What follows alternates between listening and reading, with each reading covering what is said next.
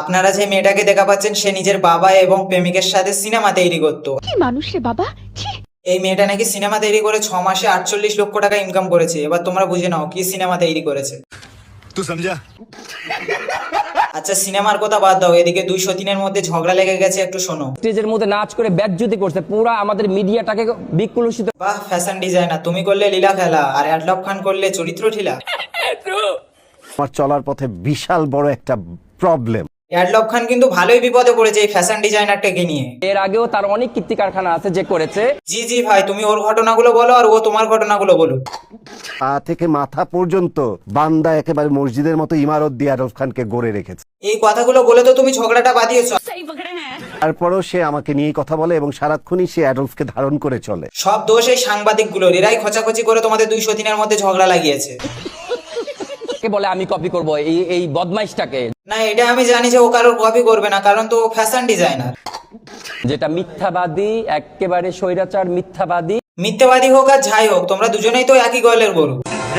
ধান্দাবাজ, ভণ্ড, চাপাবাজ। অ্যাডলব খান আবার কি ধান্দা করেছে ভাইয়া? এই ছাত্রীর কাছ থেকে টাকা নিয়েছে, টাকা মেরে খেয়েছে 35,000 টাকা। বলো কবে নিয়েছে? অ্যাডলব খান আপু, আপনার নামে কি শুনছি এগুলো?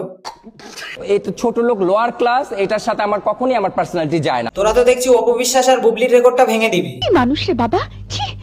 হ্যাঁ, ও হচ্ছে বাটপার, চিটার। এতদিন বাদে সাংবাদিকরা একটা কাজের কাজ করেছে, 203-এর মধ্যে ঝগড়া লাগিয়ে দিয়েছে।